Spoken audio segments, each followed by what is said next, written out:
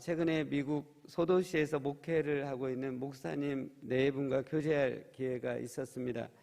목사님 네 분이 쉽지 않은 지역에서 목회하지만 올 초부터 미디어 금식을 통해 확보된 시간을 갖고 성경 통독과 기도에 흠뻑 빠져서 예전보다 주님을 더 사랑하고 의지하는 모습에 큰 감동을 받았습니다. 두 분의 주님을 향한 믿음과 사랑이 깊어지다 보니 쉽지 않은 목회 현장이지만 그곳에서 목회하고 있는 것이 얼마나 기쁘고 행복한지 모르겠다라는 고백을 들었습니다. 오늘 성경 본문에 등장하고 있는 데살로니가 교회도 그 지역 상황이 좋지 않았지만 믿음과 사랑, 소망에 있어서 여러 교회들의 본이 되고 있고 칭찬을 받는 교회였습니다. 데살로니가 교회는 바울 선교팀에 의해 2차 선교 여행 중에 세워진 교회입니다. 그 지역에 있는 유대인들이 매우 심하게 바울 일행을 핍박했기 때문에 바울은 데살로니가 교회에서 적게는 3주, 최대한 해도 몇 개월밖에 사역을 하지 못하고 아덴과 고린도로 떠나야만 하는 그런 상황이었습니다. 바울이 데살로니가 교회에서 짧게 사역했고 그 교회가 심한 핍박 가운데에서도 큰 성장을 하고 있었기 때문에 바울은 2차 선교 기간 중에 서둘러서 데살로니가 전서를 썼고 그 편지를 쓰고 2-3개월 후에 다시 데살로니가 후서, 오늘부터 데살로니가 후서가 시작되는데요, 이 편지를 써서 데살로니가 교회를 믿음에 확고히 세우고 올바른 재림 신앙을 갖도록 하고 있습니다. 2장부터 올바른 그리스도의 재림 신앙에 대해 말씀을 하기 전에 바울은 오늘 본문인 1장에서 데살로니가 교회가 잘하고 있는 것에 대해 감사하고 칭찬하면서 그 교회를 위해 기도해 주고 있습니다. 그러면 오늘 성경 1장 본문을 통해 하나님께서 우리에게 말씀해 주시는 것을 살펴보기를 원합니다. 첫째로는 우리의 믿음과 사랑, 인내가 계속 성장해 가도록 해야 합니다. 3절과 4절에서 사도 바울은 데살로니가 교회의 믿음이 크게 자라가고 있고 서로에게 베푸는 사랑이 더욱 풍성해 가고 있으며 모든 박해와 환난 가운데에서도 인내하며 잘 견디고 있어서 하나님께 감사하고 여러 교회에 자랑하고 있다라고 말씀하고 있습니다. 데살로니가 전서와 후서 모두에서 데살로니가 교회의 그 믿음과 사랑, 인내에 대해서 칭찬하는 것을 보면 그 교회는 믿음과 사랑, 인내가 크게 성장하고 있는 것을 볼 수 있습니다. 여기서 믿음, 사랑, 인내를 설명할 때 사용된 동사가 성장하고 증가하고 견디고 있는 이 모두가 현재 진행형으로 사용되고 있습니다. 데살로니가 교회는 전서를 쓸 때보다 후서에 2-3개월 전보다 지금 믿음과 사랑, 인내가 더 크게 현재 진행형으로 성장해 가고 있는 것을 볼 수 있습니다. 데살로니가 교회를 통해 우리가 배울 수 있는 것은 우리의 믿음과 사랑, 인내는 과거 한때에 머물러 있는 것이 아니라 현재 진행형으로 성장하거나 약해진다는 것을 알 수 있습니다. 그런 관점에서 여러분의 현재 믿음과 사랑, 인내를 보면 작년과 비교해서 몇 달 전과 비교해 봤을 때 성장을 하고 있습니까? 아니면 퇴보를 하고 있습니까? 어떻게 하면 우리의 믿음과 사랑, 소망의 인내가 계속해서 성장해 가도록 할 수 있을까요? 첫째로는 믿음의 성장을 보면 우리의 믿음은 하나님의 말씀을 간절히 사모하며 읽고 묵상할 때 성장이 일어난다는 것입니다. 하나님에 대한 믿음은 기적과 환상을 보거나 믿습니다라고 다짐해서 생기는 것이 아닙니다. 히브리서 12장 2절에서 믿음은 주 예수님의 것이고, 로마서 10장 17절에서 믿음은 그리스도의 말씀으로 말미암아 생긴다고 말씀하고 있습니다.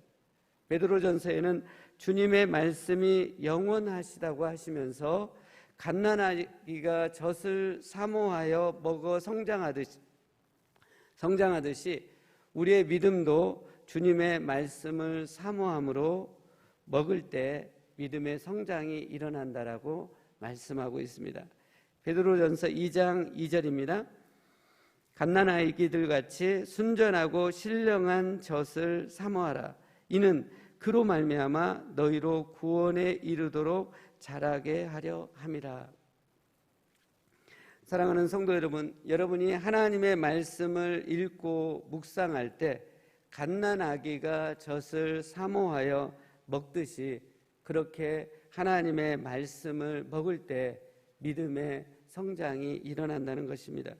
이것을 실제적으로 적용해 본다면 저희 교회에서 정말 훌륭하게 진행되고 있는 성경 통독을 할 때 대충 급하게 하지 말라는 것입니다. 가장 좋은 시간에 충분한 시간을 들여서 차분히 읽고 이해하면서 묵상하면서 성경 통독을 해볼 수 있기를 바랍니다. 그렇게 매일 하나님의 말씀을 사모하면서 읽고 이해하고 묵상한다면 놀라운 믿음의 성장이 있게 될 것입니다.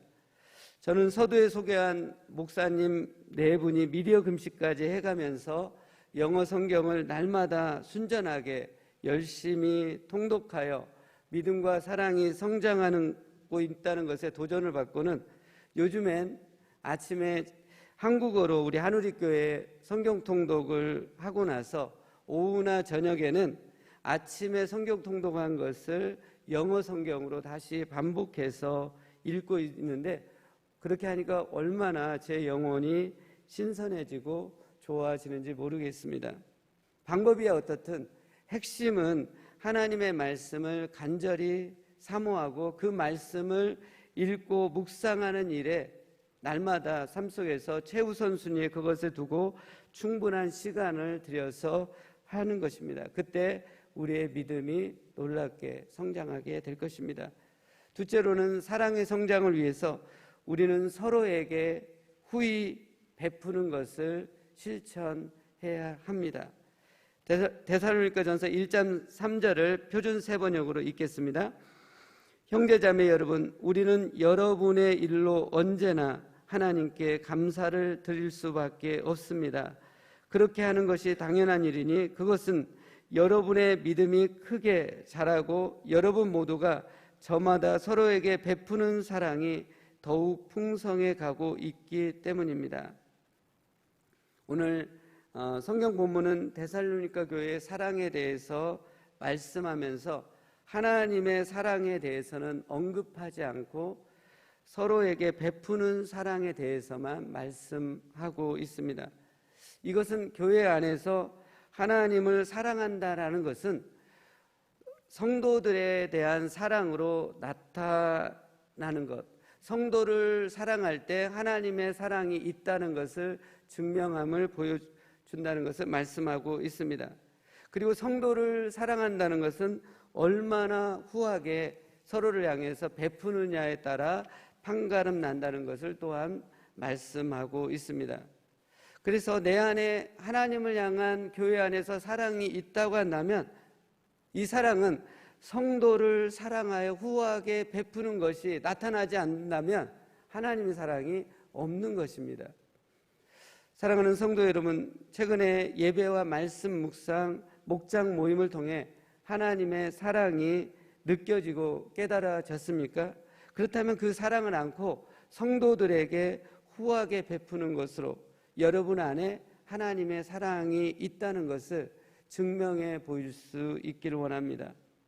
그럼 우리는 성도들에게 후하게 베푸는 사랑을 어떻게 실천할 수 있을까요?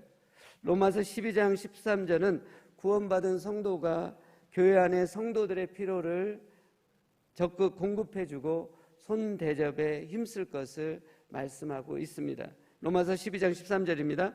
성도들의 쓸 것을 공급하며 손 대접하기를 힘쓰라. 제가 충성초원 도넛 비즈니스 하시는 분들 대상으로 사역을 이렇게 하면서 매주 수요일 오후에 충성초원 분들을 위한 성경 공부를 하는데, 그 전에 점심을 함께 먹고 있습니다. 점심 식사는 소박하게 김밥 오도하고 또 김치 오뎅국을 준비해서 이렇게 대접을 하는데, 도넛 비즈니스 하시는 분들 일 마치고 와서 정성스럽게 준비한 식사에 매우 감격하고 고마워하는 것들을 이렇게 깨닫고 보고 있습니다. 그러면서 한 끼 식사를 정성스럽게 준비해서 남을 손대접 섬긴다는 것은 큰 감동을 줄 수 있다는 것들을 체험적으로 깨닫고 있습니다.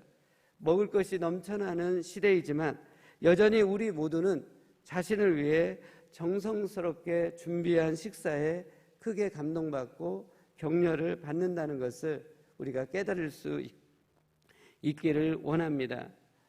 사랑하는 성도 여러분, 우리는 그동안 예배와 말씀 묵상, 모임을 통해서 하나님의 사랑에 대해서 많이 배웠고 알고 있습니다. 내 머리와 마음에 있는 하나님의 사랑이 내 안에 머물러 고이거나 썩게 내버려 두지 마시고 성도들에게 후히 베푸는 사랑으로 더 풍성해질 수 있기를 바랍니다. 받을 사람만 계수하지 마시고 성도들에게 적극적으로 후히 베푸는 사랑이 더욱 풍성해져서 이전에 경험하지 못했던 사랑이 넘치는 행복한 삶이 우리 생활 가운데 있기를 원합니다. 셋째로, 인내의 성장을 위해서 우리는 예수 그리스도께 소망을 두어야 합니다. 오늘 본문 4절에 나오는 인내는 데살로니가전서 1장 3절에 인내에 대해서 더 자세히 설명하고 있는데요, 그걸 보면 우리 주 예수 그리스도께 둔 소망의 인내라고 말씀하고 있습니다. 인내는 무작정 이를 악물고 참는 것이 아니라 우리 주 예수 그리스도께서 이루실 것을 소망하면서 참고 기다리는 것이 인내라고 말씀하고 있습니다.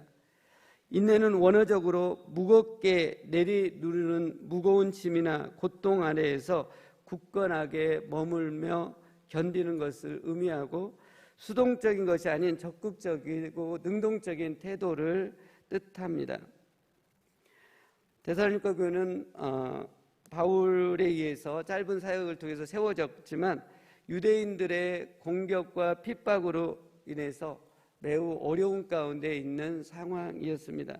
하지만 그러한 환난과 핍박의 상황 가운데서도 그들은 예수 그리스도께 소망을 두며 인내하며 잘 견디고 있었습니다.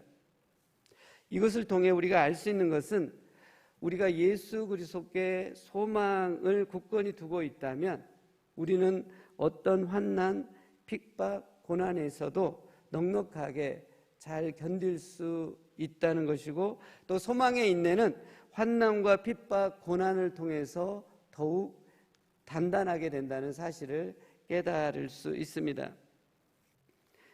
지금 여러분은 어떤 문제, 고난, 환난의 깊은 터널 속을 지나고 있습니까? 그래서 해결책이 혹시 보이지 않는 고난의 터널 속에 있지는 않으신지요? 그렇다면 우리 주 예수 그리스도께 소망을 둘 수 있길 바랍니다. 예수 그리스도께서 여러분의 깊은 문제와 고난을 통해서 반드시 합력하여 선을 이루어 주실 것이라는 소망을 품는다면 인내할 수 있는 놀라운 힘을 얻게 될 것입니다. 어둠의 깊은 문제와 고난, 환난 가운데 절망적인 탄식과 원망, 불평이 나오려고 할 때 주 예수 그리스도를 계속해서 읊조리면서 선포해 보실 수 있기를 원합니다. 그때 우리는 주 예수 그리스도께서 우리의 문제와 고난을 반드시 해결해 주시고 최선으로 인도해 주실 것이라는 소망이 생기게 되어서 인내할 수 있는 힘을 얻게 될 것입니다. 그리고 결국 여러분은 하나님의 놀라운 반전의 역사가 일어나는 것을 보게 될 것입니다. 네, 믿음과 사랑과 소망의 인내의 성장에 대해서 오늘 성경 본문은 말씀을 하고 있습니다. 그리고 두 번째로 오늘 성경 본문을 통해서 우리에게 들려주시는 말씀은 성도의 고난에 하나님은 상상 못할 크고 놀라운 계획을 갖고 있다는 것입니다. 우리에게 고난을 허락하시는 분은 하나님이시고, 하나님은 우리의 고난에 우리가 상상 못할 크고 놀라운 계획을 갖고 있기 때문에 고난 앞에서 우리는 쉽게 원망하거나 불평하거나 낙심해서는 안 되고, 하나님의 놀라운 계획을 믿음으로 바라보며 감사함으로 그 고난을 받고 인내로 견디면서 믿음으로 담대히 통과해 나갈 것을 말씀하고 있습니다. 그럼 성도의 고난에 하나님은 어떤 크고 놀라운 계획을 갖고 있을까요? 고난의 신비는 무엇일까요? 첫째로 하나님은 성도의 고난을 하나님의 의로운 심판의 표로 보신다고 5절에 말씀하고 있습니다. 5절에서 성도가 고난 가운데 인내와 믿음으로 견디고 나가는 것을 하나님은 의로운 심판의 표, 증거라고 말씀하고 있습니다. 그러면서 6절부터 10절에서 하나님의 의로운 심판에 대해서 말씀하고 있습니다. 하나님의 의로운 심판은 이 땅 살면서 하나님의 나라를 위해 고난을 받는 자에게는 예수님께서 재림하셔서 심판하실 때 영원한 안식을 주고 영광의 자리로 인도해 주신다라고 말씀하고 있습니다. 하지만 이 땅 살면서 하나님을 모르고 주 예수의 복음에 순종하지 않는 자들은 주님 앞과 그의 영광에서 떨어져 나가서 영원한 멸망을 받게 될 것을 말씀하고 있습니다. 하나님의 이러한 공의로운 심판이 있기 때문에 성도가 이 땅에서 사는 동안에 하나님을 위해 고난을 받을 때 인내와 믿음으로 견디어 나갈 것에 대해서 말씀해 주고 있습니다. 하나님은 세상 끝날 심판하실 때 성도가 이 땅 살면서 받은 고난을 증거로 보시고 그 고난에 대한 보상으로 상상 못할 영광의 상을 주심으로써 공의로운 심판을 하신다라고 말씀하고 있습니다. 그래서 우리가 지금 주님을 위해서 받는 수고와 이 고난은 장차 하나님께서 예수님께서 재림하실 때 영광의 상이 되는 표징이 되고 증거가 된다라고 말씀합니다. 그런데 하나님의 공의로운 심판을 생각할 때 주의할 것은 하나님은 이 심판을 세상 끝날 예수님 재림의 때에 가장 명확하게 분명하게 영광스럽게 해 주신다라는 것입니다. 물론 하나님 우리가 고난받을 때 그때마다 위로해 주시고 응답을 해 주십니다. 하지만 그러한 위로와 응답이 고난 가운데 있는 우리에게 완전한 이해와 위로와 만족을 주지 못하는 경우들이 많이 있습니다. 믿음 생활도 잘하고 착하고 순종적인 자녀가 먼저 부모보다 천국에 하늘나라에 갔다면 부모는 이런 아픔과 고난을 어떻게 이해할 수 있겠으며 세상의 그 어떤 것으로 이 부모님의 마음을 위로할 수가 있겠습니까? 이 땅에 사는 동안에는 할 수 없습니다. 오늘 성경 본문도 극심한 박해와 핍박, 고난 가운데 있는 데살로니가 교회가 이 세상 살 동안 받게 될 이해나 복이나 만족에 대해서는 1절 언급하지 않고 장차 예수님께서 재림하셔서 공의롭게 심판한 그날 얻게 될 완전한 안식과 찬란한 영광에 대해서 말씀하고 있습니다. 사랑하는 성도 여러분, 지금 어떤 고난 가운데 있습니까? 그 고난이 깊고 클수록 왜 이런 고난이 내게 찾아왔는지 이해하기가 어렵고 이 세상 사는 동안에는 만족스러운 위로를 받기가 어려울 것입니다. 하지만 우리가 분명히 알 수 있는 것은 우리 주 예수 그리스도께서 재림하시는 그날, 그 고난의 큰 상처가 하나님의 의로운 심판의 표, 증거가 되어서 큰 영광의 상을 받게 해 주실 것입니다. 그러기에 우리는 고난 앞에서 낙심하며 좌절할 수 없습니다. 오히려 우리는 그 고난을 통해서 영광의 상을 주시기 위해 다시 오실 주 예수님을 간절히 소망하면서 인내하며 견뎌야 하고, 믿음으로 기뻐하고 감사하면서 담대히 신앙생활을 해 나가야 하는 것입니다.